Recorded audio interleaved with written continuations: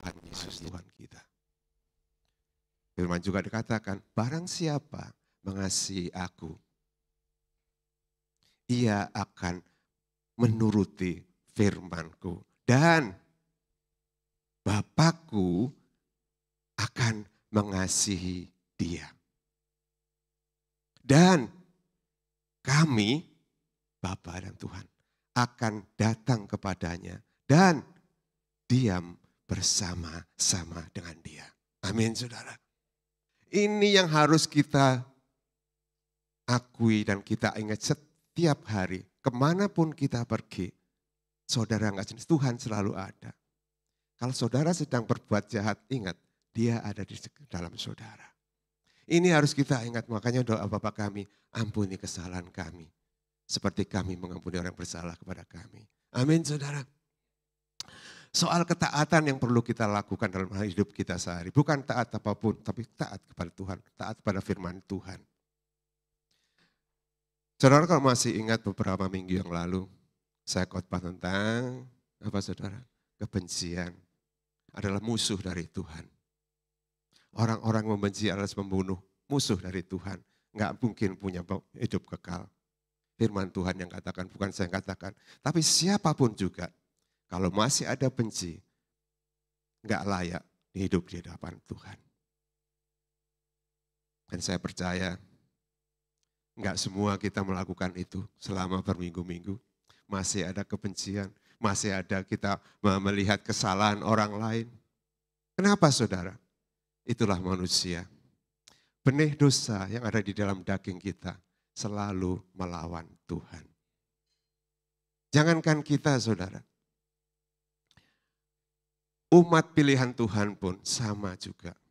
Makanya umat pilihan Tuhan itu dapat julukan orang yang tegar tengkuk saudara. Nah saudara, kalau saudara mungkin lihat tumben Pak Gideon pakai t-shirt pagi hari ini. Saudara, hari ini ya, kemarin tuh beberapa minggu saya buka-buka baju-baju saudara. Ketemu baju yang sudah lama sekali saudara. Nah ini baju ini ada tulisannya, mungkin bisa ditayangkan di depan ini.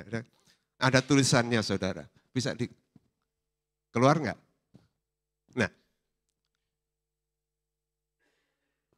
Nah ini saudara.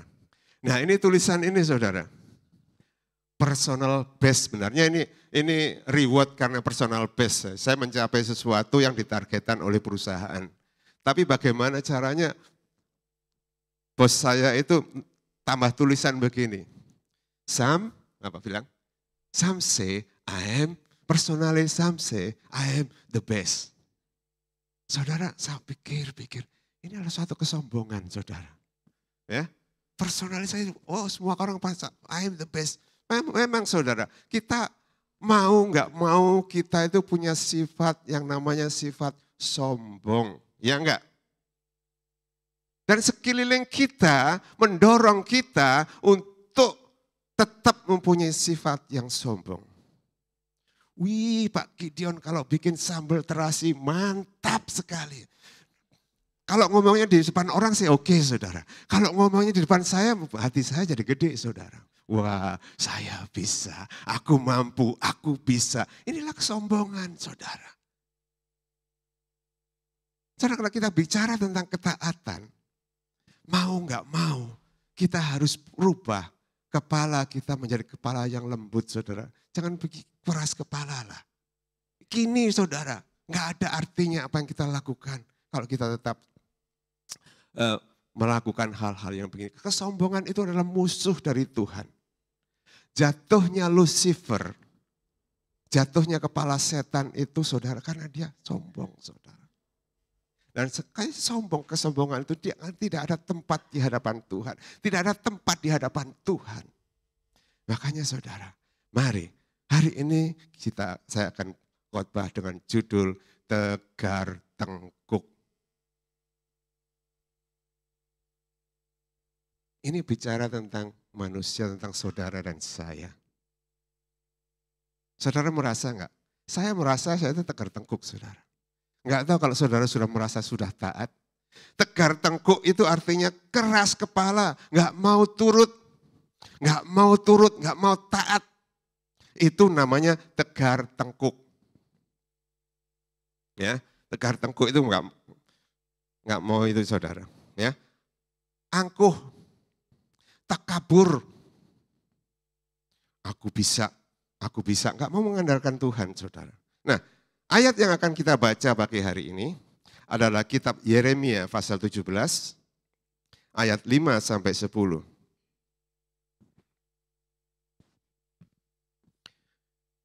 Mari kita baca sama-sama. Ayat 5. Beginilah firman Tuhan. Terkutuklah orang yang mengandalkan manusia, yang mengandalkan kekuatannya sendiri, dan yang hatinya menjauh daripada Tuhan. Ia akan seperti semak bulus di padang belantara. Ia tidak akan mengalami datangnya keadaan baik. Ia akan tinggal di tanah angus, di padang gurun, di negeri padang asin yang tidak berpenduduk. Diberkatilah orang yang mengandalkan Tuhan, yang menaruh harapannya kepada Tuhan.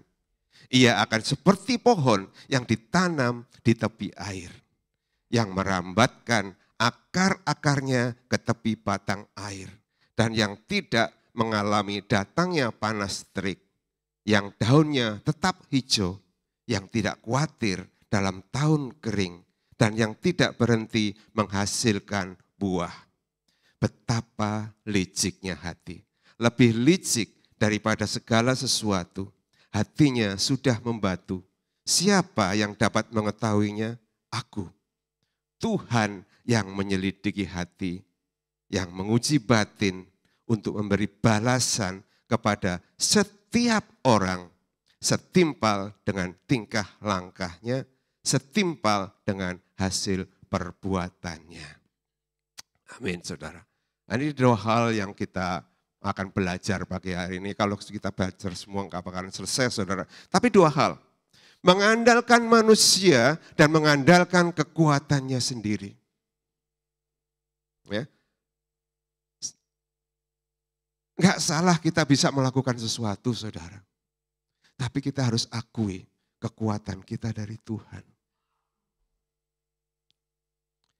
Apa sih sebenarnya tegar tengkuk itu? Saya cari-cari banyak sekali karena kita nggak tahu, saudara. Kalau ada satu kata itu artinya banyak sekali. Tegar tengkuk itu namanya orang yang angkuh, orang yang besar kepala, orang yang kepala batu, orang yang besar mulut, orang yang congkak, sombong, orang yang suka memegahkan diri, orang yang suka sumbar, orang yang tinggi hati, orang yang arogan. Orang Jakarta katakan orang yang sok. Nah saudara, seringkali di dalam kehidupan kita ini kita tanpa menyadari, kita bisa, aku mampu. Contohnya saja, saudara berapa yang saya percaya semua sini suka bisa setir mobil kan? Bisa kan? Bisa. Bisa, kalau nggak bisa nggak dapat license saudara. Bisa. Saudara bisa masak air kan? Bisa, nggak ada yang masak air bisa hangus kan? Nggak ada saudara ya. Air nggak pernah hangus saudara ya. Paling-paling kalau udah habis baru ketelnya yang hangus saudara. Semua kita bisa kan? Tapi ingat saudara, sadar nggak sadar, yang kita lakukan ketika kita masuk mobil, ketika kita masak air, tanpa mengakui dia, kita mengandalkan kekuatan kita sendiri. Mengandalkan kemampuan kita sendiri. Saudara bisa bicara kan? Pernah nggak mikir dulu sebelum bicara? Enggak kan? Langsung aja nerocos saja saudara. Nerocos saja, pokoknya saya kan bisa. Aku mampu untuk berbicara. Aku mampu untuk itu. Aku mampu, aku. Ini yang mengandalkan kekuatan sendiri. Apa yang mengandalkan manusia, saudara? Seringkali kita mengkultus individukan pendeta yang terkenal, pendeta yang punya urapan, pendeta yang bisa menyembuhkan. cari, ketika sakit, ketika kita mulai dalam kesesakan, kita cari pendeta. Kita cari orang yang bisa menyembuhkan kita. Kita cari pendeta itu sampai kita kejar kemanapun. Itu di pendeta bisa meramalkan kehidupan yang akan datang. Kita cari, kita kejar kemanapun kita kejar, saudara. Tahu enggak, sebenarnya perbuatan kita ini enggak layak di hadapan Tuhan. Ketika kita dalam persoalan, datang kepada Dia. Harapan kepada Dia. Percayakah saudara kalau Kristus ada dalam hidup saudara. Dan Roh Kudus yang memberikan kita, menolong kita menghadapi setiap apa yang kita hadapi. Seringkali kita hanya mengandalkan kekuatan kita. Mengandalkan diri kita. Mengandalkan orang lain. Padahal saudara, kalau kita mau mengandalkan kepada Tuhan, Tuhan akan mendorong kita pergi kepada apa yang tertulis di dalam Alkitab. Yang tertulis itu saudara tidak akan pernah berubah. Apa yang saya katakan ini bisa berubah saudara. Tergantung bagaimana cara saudara menerimanya. Kalau saudara menerima firman Tuhan hari ini hanya untuk pengetahuan, berarti saudara belum mengenal apa yang dimaksudkan dengan firman Tuhan. Firman Tuhan itu, saudara, di dalam Timotius, untuk menyelidiki, untuk menyatakan kesalahan saudara. Jadi saudara, ketika saudara datang hari Minggu, mendengarkan khotbah-khotbah, selidiki hati. Seperti firman Tuhan. Tuhan yang menyelidiki hati kita. Tuhan yang menyelidiki batin kita. Untuk apa saudara? Untuk memberikan balasan. Saudara harus serius ini saudara. Setiap pikiran kita, setiap batin kita, Tuhanlah yang menguji. Saya nggak bisa melihat batin saudara, hati saudara. Mungkin dia ada di depan saya, saudara senyum-senyum, di belakang saya nggak tahu. Mungkin kepada orang yang saudara sebelin, saudara di depannya senyum-senyum saudara. Di belakangnya WA-nya penuh saudara. Sampai-sampai saudara nggak mau baca WA-nya. Sampai-sampai saudara menghilangkan centeng birunya saudara. Jangan khawatir. Saudara-saudara yang punya, ini saya tahu jalannya. Saya bisa ini dibaca apa enggak, saya tahu saudara. Pengen tahu caranya, nanti sesudah khotbah. Enggak ada yang tersembunyi saudara. Di dalam WA pun enggak ada tersembunyi. Saudara menyembunyikan centeng biru, yang ngirim tahu. Saudara belum sudah baca. Jam berapa diterimanya, jam berapa dibacanya, tahu saudara. Makanya hati yang tulus terbuka. Inilah aku, tanpa sembunyi-sembunyi, tanpa topeng. Kalau enggak mau baca, ya enggak mau baca. Kalau enggak mau berteman, ngomong saja saudara. Enggak usah disembunyi-sembunyikan saudara. Hati kita, kalau ada kejelekan di kita, Dia yang menguji. Dan Dia akan membalas. Kalau hati jelek, kita akan dihukumnya. Hukumnya apa? Kita enggak pernah ketemu dengan Dia. Jadi bukan hukuman berat saudara. Hukumannya kita enggak bisa ketemu dengan Dia. Hukumannya kita enggak bisa bersama-sama dengan Dia. Tapi apakah Dia meninggalkan kita? Janjinya, aku tetap menyertaimu. Aku tidak akan pernah meninggalkanmu. Seberapapun kita bersalah kepada Tuhan. Ketika kita berdoa, Bapa kami, ampuni kesalahan kami. Seperti kami mengampuni orang yang bersalah kepada kami. Saudara, hari-hari ini, hari yang rawan sekali saudara. Cepat sekali berganti saudara. Sebaik-baiknya pengalaman saudara, begitu saudara hilang dari permukaan bumi, lewatlah itu. Mungkin saudara lihat ini Queen sudah meninggal saudara ya. Tahu nggak saudara? Akibatnya, itu namanya koin-koin gambaran Queen itu hampir sebentar lagi dihilangin saudara. Diganti King saudara. Ya, sama juga. Nanti saya kalau sudah nggak ada di sini di hadapan saudara, nama saya sudah nggak ada di hadapan saudara. Bahkan di WA saudara, di kontak saudara sudah dihapus. Orangnya sudah nggak ada. Iya kan? Kita ada di sini, pergunakan waktu sebaik-baiknya. Supaya kita ini bukan orang yang tegar tengkuk, saudara. Kenapa sih orang suka tegar tengkuk? Awalnya begini, orang yang nggak mau taat sebenarnya awal-awalnya orang ini nggak mau terima perubahan. Tidak mau menerima perubahan. Tapi kalau masak mau berubah, makan mau berubah terus, saudara. Tapi dirinya nggak mau berubah, saudara.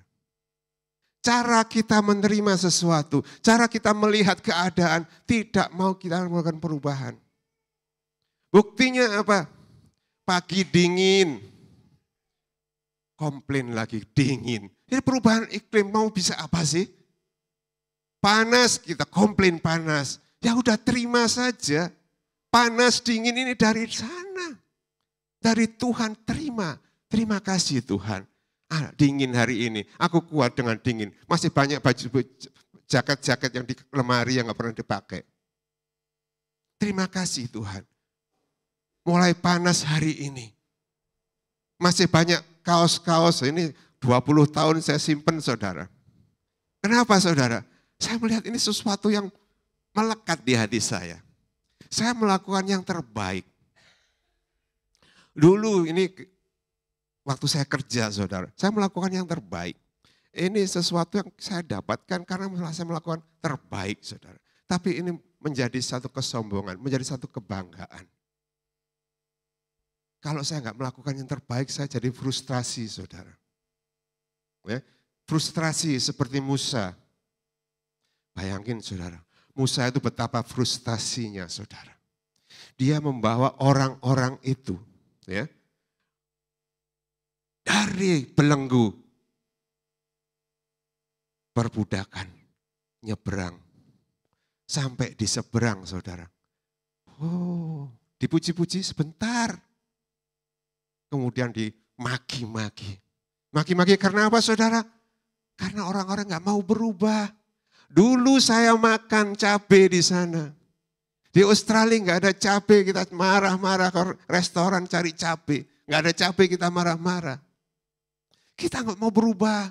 Kita ini orang arogan. Kita nggak mau taat. Dimulai dengan tidak mau berubah. Maunya tinggal di dalam kenyamanan. Tahu nggak saudara? Di dalam kesehatan, kenyamanan itu musuh yang terbesar. Coba saja saudara di hadapan TV, ya, di hadapan TV, saudara duduk di lounge. Ya. Enak kan duduknya? Waduh enak sekali, rileks sekali. Coba terusin aja saudara. Kalau sudah seumur saya, saudara baru terasa punggungnya mulai sakit saudara. Kenapa saudara? Posisi kita waktu duduk. Kita posisikan di dalam kenyamanan, enak sekali, nyaman sekali. Tapi kalau tahu enggak, kalau posisi duduk kita enggak benar-benar dijaga saudara, di masa tua saudara punya problem punggung saudara. Kenyamanan membawa satu malapetaka. Kenyamanan orang-orang Israel. Dia sudah nyaman walaupun di dalam alam perbudakan. Dia nyaman makan enak saudara. Makan daging, makan apa? Berambang, bawang saudara, bawang. Makan bawang. Kita pun begitu juga kan? Kita orang-orang Indonesia. Ketika sudah datang ke Australia saudara. Masih saja makan menggunakan cara Indonesia. Mau ngantri, saudara nggak mau ngantri, nyerobot kiri, nyerobot kanan.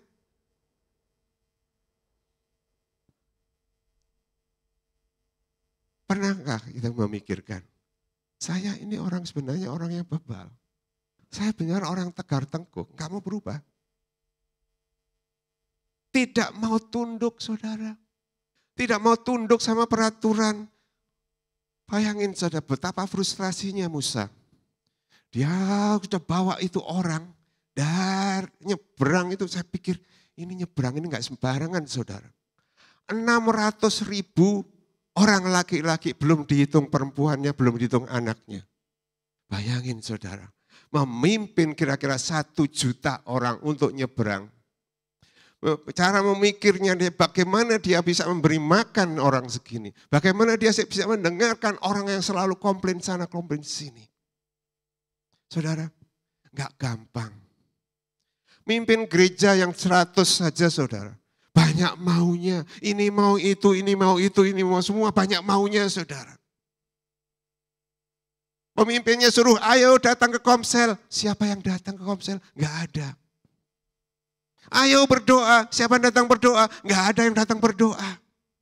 Kenapa? Ini saudara, nyaman di rumah ngapain berdoa? Nyaman di rumah, kenyamanan saudara. Hidup kita penuh dengan kenyamanan, kita mau yang nyaman-nyaman saja.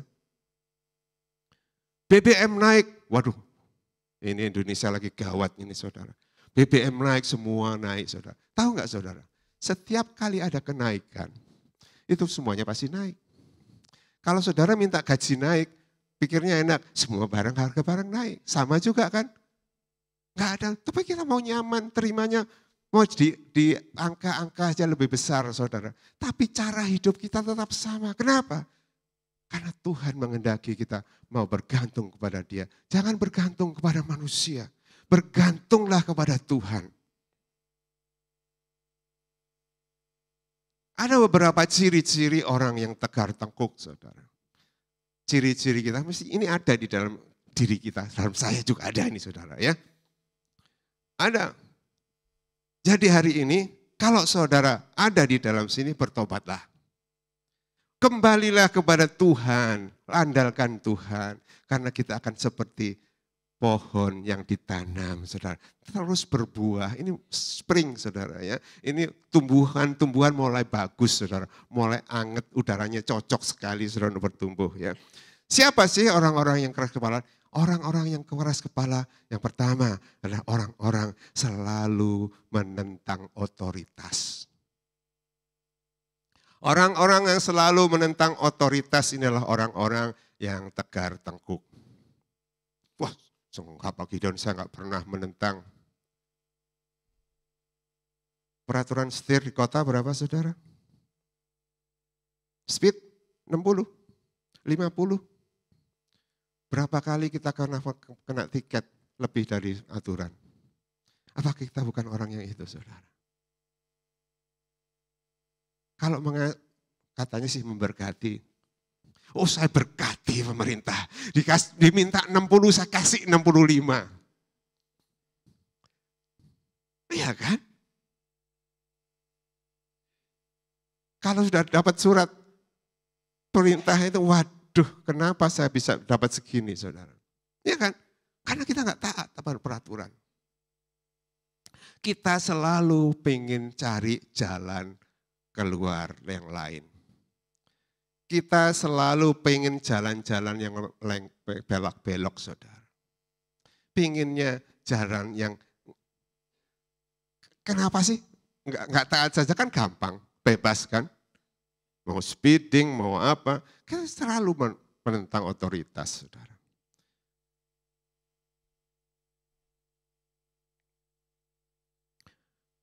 Pemerintah Australia ganti labor. Waduh, yang supporter liberal artinya kesel sekali kan. Ikutin saja, kenapa kita harus kesel-kesel? Ikutin saja saudara. Apapun yang terjadi kita nggak bisa apa-apa. Berapa kali kita sering menolak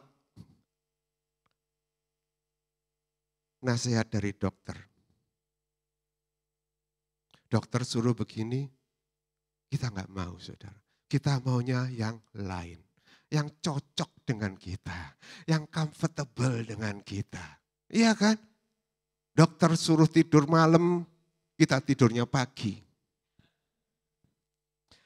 Ikutin saja saudara. Mulai tunduk, belajar tunduk otoritas.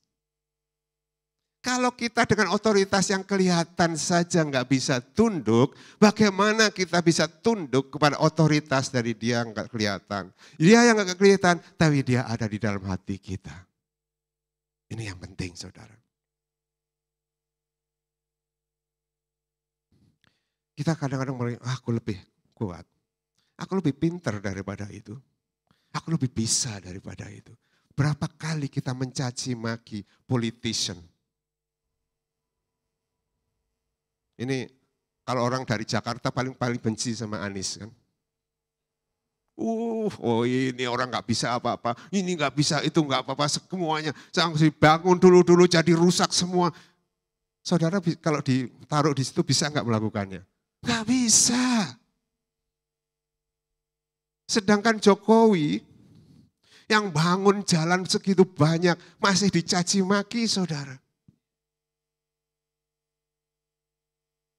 Tapi ya marilah kita mulai taat kepada otoritas. Wow. Yang kedua, tinggi hati. Wah, ini seringkali kita itu tinggi hati. Jadi kalau orang bilang itu sombong lah ya, sombong. Biasanya tinggi hati itu terlihat ketika mencapai sesuatu. Seperti saya gini, saudara. Dapat personal base. Dari sekian ratus orang, cuma saya sendiri. Luar biasa, aku bisa, aku mampu. Aku lebih baik dari yang lainnya. Iya kan? Tinggi hati. Aku bisa masak soto yang paling enak, lebih enak daripada yang lainnya. Waduh, masakan sotonya luar biasa. Senangnya hatinya.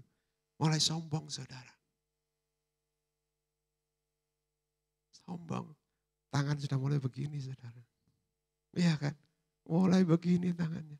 Ya, saudara, nggak ada artinya.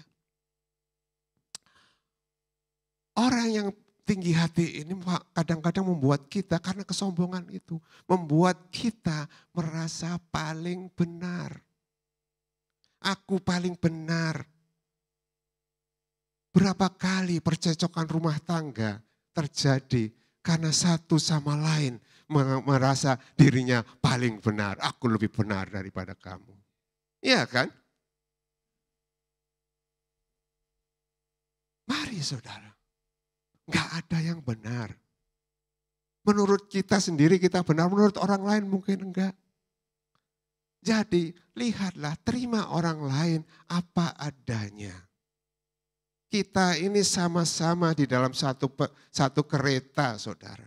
Kereta yang sama yang membawa kita menuju ke hidup kekekalan. Kita senggol kiri, senggol kanan, kita tetap aja di dalam kereta. Begitu saudara, merasa paling benar. Kadang-kadang ini juga terjadi di orang-orang ahli Taurat dan Farisi di zamannya Tuhan Yesus, saudara.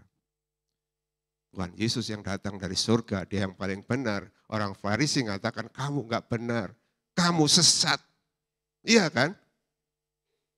Karena dia punya pengetahuan yang tinggi, saudara. Bagaimana kita bisa merasa paling benar? Karena kita merasa, aku lebih tahu banyak, aku sudah belajar lebih banyak, aku sudah mencapai title MA, aku sudah doktor, profesor. Saudara tahu enggak? Doktor, profesor hanya orang yang biasa saja, saudara.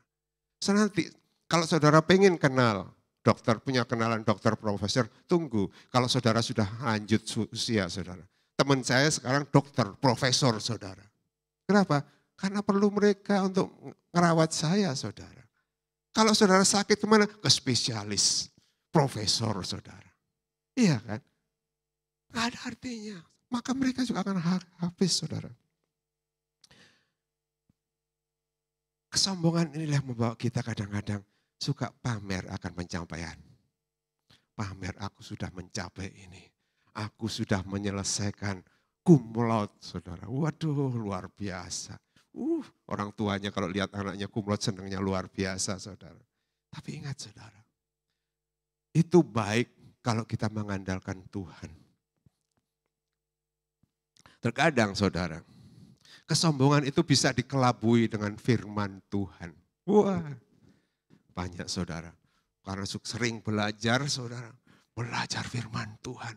Waduh, bagus sekali. Tapi dia masih merokok, saudara. Masih merokok. Tanya sama temannya. Kenapa sih kamu masih merokok? Enggak ada tertulis di dalam firman Tuhan, dilarang merokok. Bisa saja pakai alasan firman Tuhan, saudara. Untuk mengelak bahwa saya ini orang yang benar.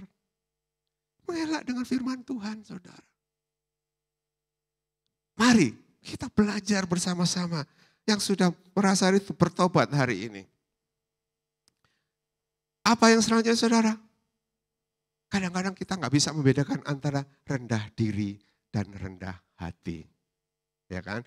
Kalau rendah hati itu hati yang tulus dan kuat beriman. Saudara. Ini orang rendah hati, beriman kepada Tuhan.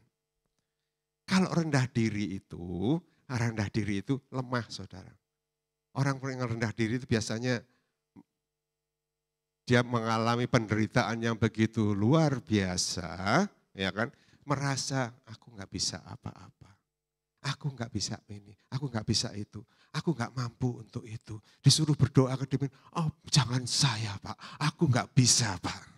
Saudara, sebenarnya ini mengandalkan kekuatan diri sendiri. Kalau kita menolak sesuatu, sebenarnya kita itu mengandalkan diri kita sendiri. Kita mau hidup di dalam kenyamanan kita.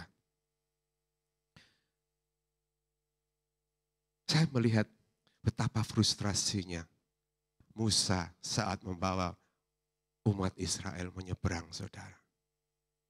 Ketika dia menyeberang, selamat sampai seberang di tepi pinggiran itu. Mereka nggak tahu berapa lama itu harus ditempuhnya untuk mencapai tanah perjanjian. Apa yang terjadi? Umat Israel mulai, saudara, nggak mau berubah.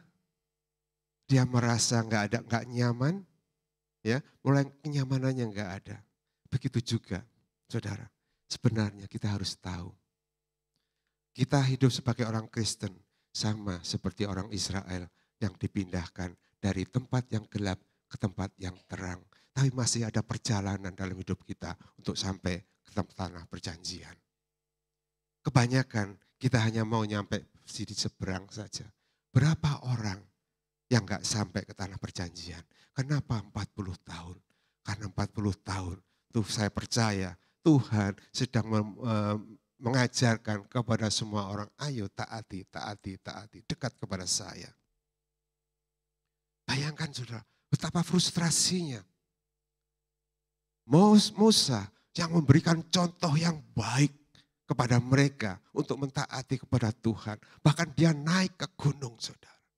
Untuk mencari wajah Tuhan. Pulang-pulang sampai ke bawah, orang-orangnya sudah nggak lagi percaya sama Tuhan.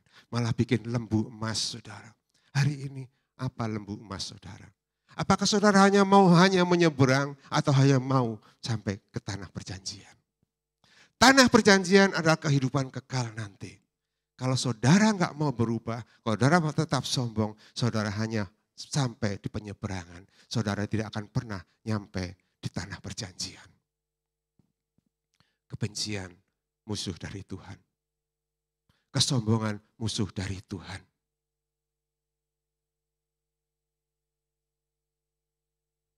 Yakobus katakan, tapi kasih karunia dianugerahkan kepada kita lebih besar daripada itu. Karena itu ia katakan, Allah menentang orang yang congkak, tetapi mengasihi orang yang rendah hati. Amin. Rendahlah hati supaya dikasihi Allah. Dikasih Allah berarti kita mencapai tanah perjanjian. Bayangkan saudara, betapa sia-sianya zaman dulu begitu nyebrang, tapi sampai hanya menyeberang, nggak sampai ke tempat perjanjian. Musa, karena frustasinya, dia nggak sampai tanah perjanjian, saudara. Makanya saudara, taati pemimpin saudara. Mereka itu berusaha membawa saudara untuk pergi tanah perjanjian, untuk mencapai kehidupan kekal. Frustrasi saudara. Saya frustrasi, lihat ini kepala saya sudah botak, saudara. Frustrasi, saudara. Minggu demi minggu kita dikhotbah yang ini, yang itu, melayani, ketaatan, semuanya saudara.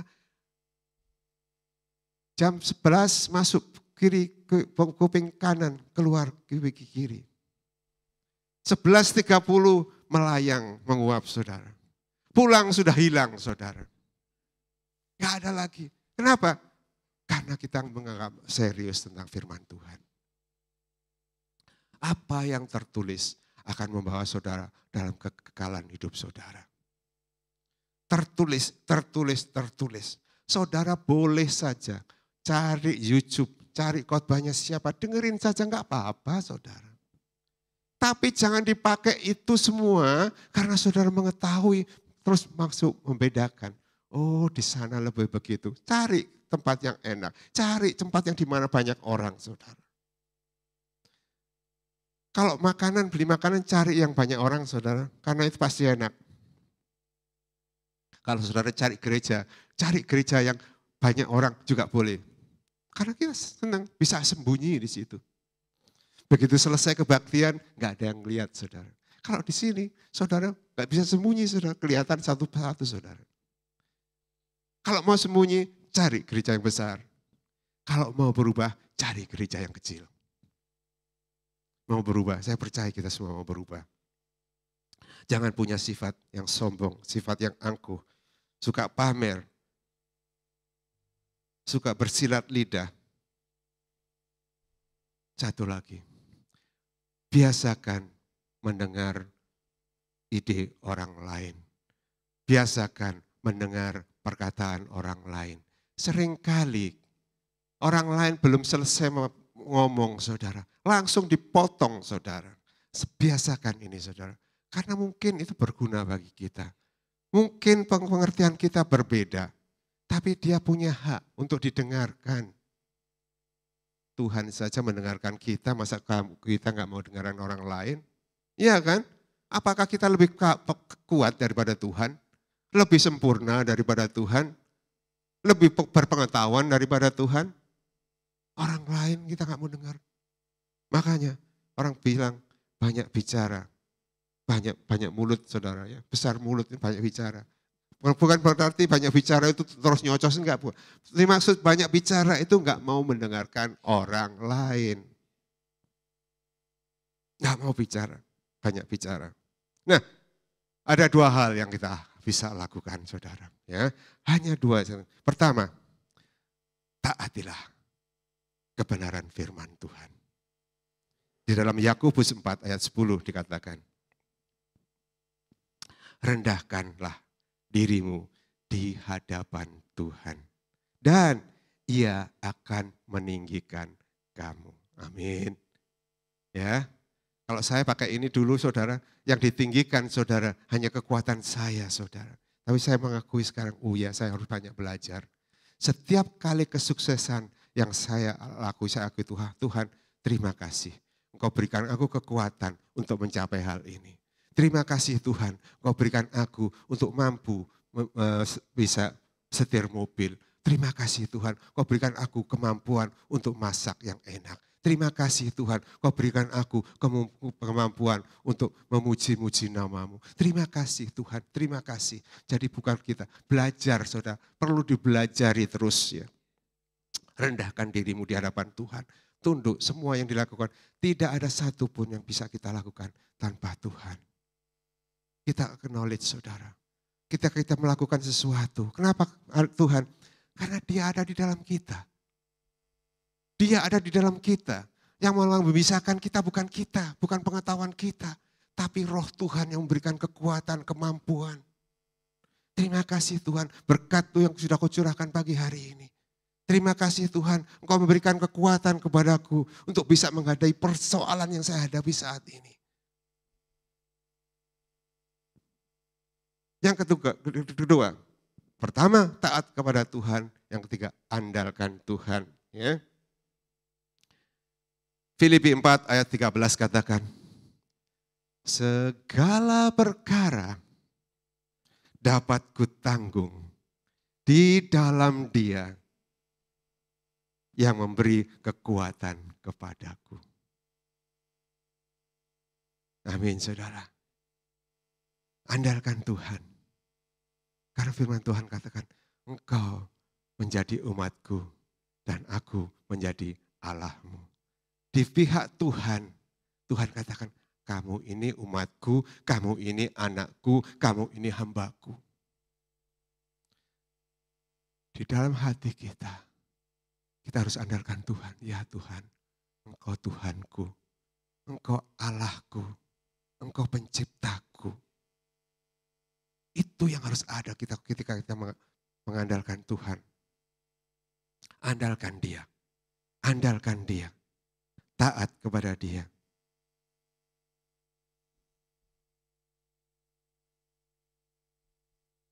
Kenapa saudara? Tidak ada yang mustahil bagi Tuhan. Tidak ada yang mustahil bagi orang yang percaya. Amin. Mengampuni orang itu gampang enggak? Ketemu musuh itu gampang enggak? Ketemu orang yang kita benci itu gampang enggak? Lihat mukanya aja kita udah sebel saudara. Tapi firman Tuhan katakan, tidak ada yang mustahil bagi orang yang percaya.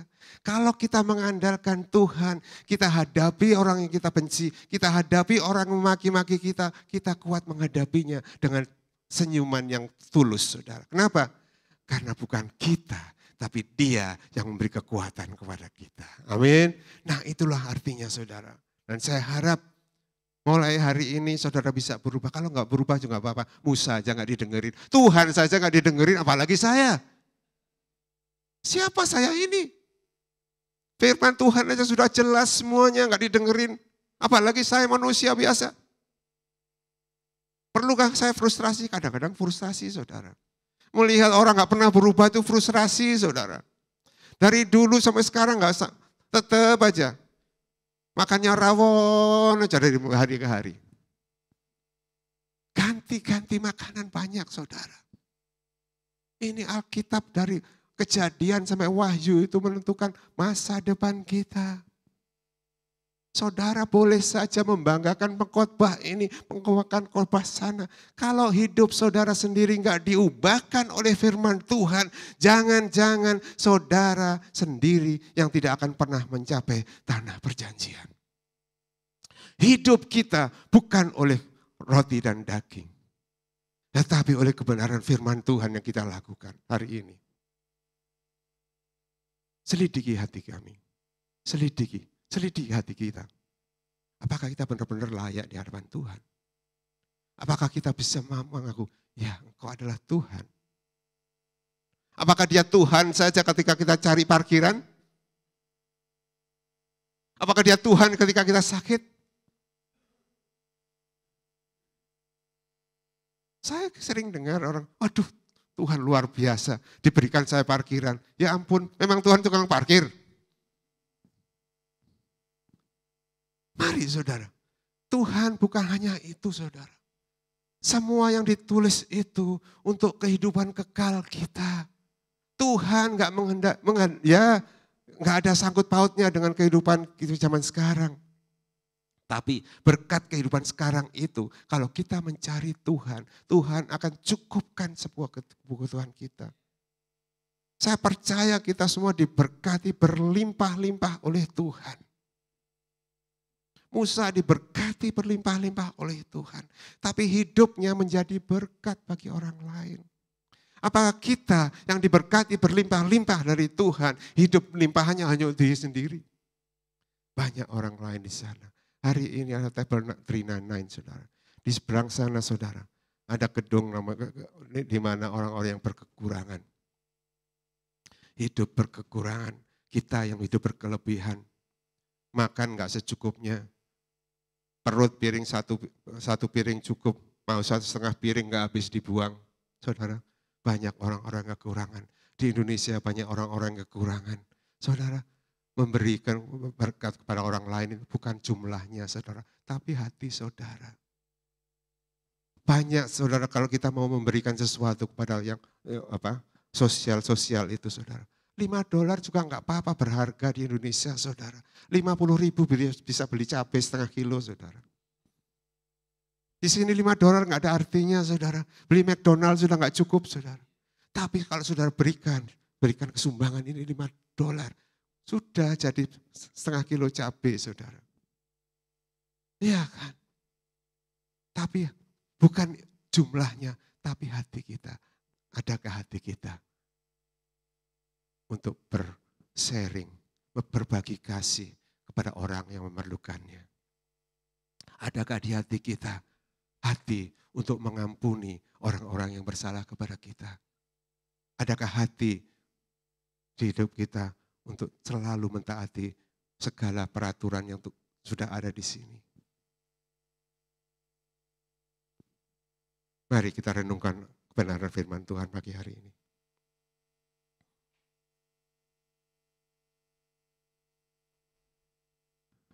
Terima kasih ya Bapa.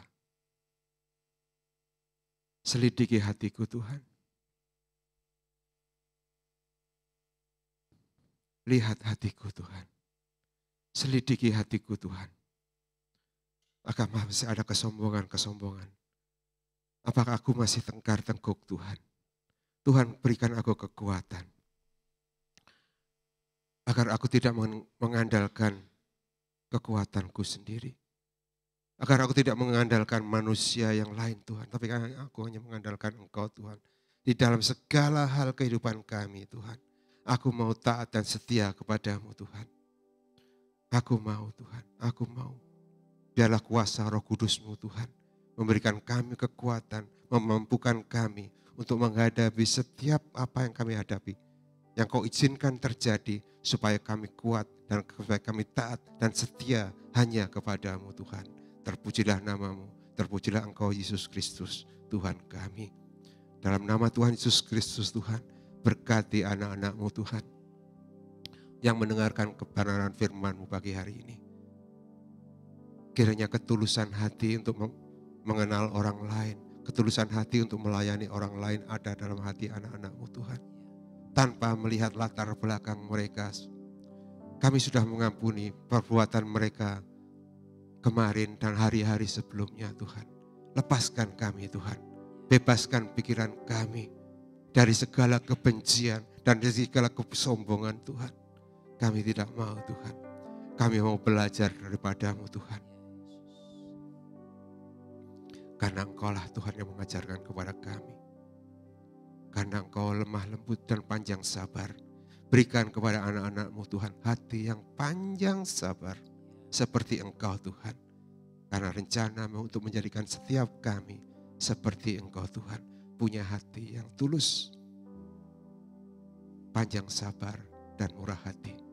Di dalam nama Tuhan Yesus Kristus. Amin.